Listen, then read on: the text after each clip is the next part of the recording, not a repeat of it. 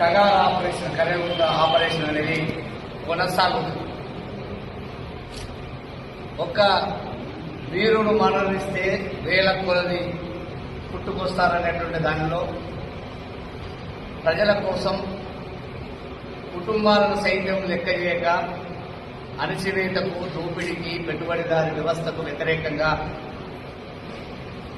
నక్సల్బరీ ఉద్యమం పెరిగిన అనేక ఈ దేశ మార్పులకు ఆ ఉద్యమం కొనసాగింది. భారతీయ జనతా పార్టీ అధికారంలోకి వచ్చిన తర్వాత పెట్టుబడిదారులకు ప్రధానంగా వారి గుమ్ము కాసే విధంగా చేస్తున్నటువంటి నరేంద్ర మోడీ గారి, అమిత్ షా ప్రధానంగా ఏదో నక్సలిజాన్ని నిర్మూలిస్తామనేటువంటి పేరుతో మార్చి 2026 లాస్ట్ వరకు ఈ దేశంలో నక్సలిజం ఉండదు, అసలు తీవ్రవాదం ఉండదు. అసలు దీని మూలం ఏమిటనేది ప్రధానంగా ప్రభుత్వ యంత్రాంగం, ప్రభుత్వము ఆలోచించాలి. అసలు ఎందుకు తీవ్రవాదం వచ్చింది? భూమి కోసం, వృత్తి కోసం అణగారిన వర్గం ఇంకా గుడ్డ విద్య లేకుండా దోపిడీ వ్యవస్థ కొనసాగుతున్నప్పుడు, దోపిడీ ఉన్నంత కాలం ఉద్యమాలు, పోరాటాలు ఏదో ఒక రూపంలో ఉంటాయి.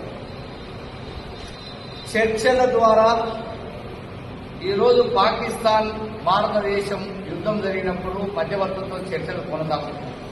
అనేక సందర్భాలు ఇతర దేశాల మధ్య కొనసాగుతున్నాయి శాంతి చర్చలు. ఇతర రాష్ట్రాల దేశానికి రాష్ట్రాల మధ్య జరుగుతున్నటువంటి మరి 2 రాష్ట్రాల మధ్య, దేశానికి రాష్ట్రాల మధ్య సంధి కోసం కొనసాగుతుంది. కానీ ఒక వ్యవస్థ కోసం ఉద్యమిస్తున్నటువంటి ఒక విప్లవకరమైనటువంటి పార్టీ శాంతి చర్చలకు మేము సిద్ధమని పదే చెప్పినప్పటికీ ఉద్యమ నాయకుడిని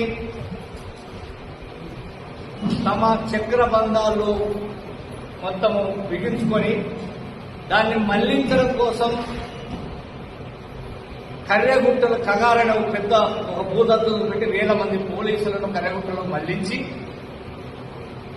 దాని ద్వారా అగ్రనేతను, అందులో ఆ పార్టీ ప్రకటించిన ఒక అగ్రనేతను, ఈ దేశ ప్రధాన కార్యదర్శిని తుది ముట్టించడం, చంపడం ద్వారా మీరు నక్సలిజాన్ని, ఈ దేశంలో ఉన్న పేదరికాన్ని నిర్మూలిస్తాం, ఈ నాయకుడు చంపితే మొత్తం ఉద్యమం పోతుందనేటటువంటి భ్రమ అమిత్ షానో నరేంద్ర మోడీ చెప్పడం ఇది దురదృష్టకరం.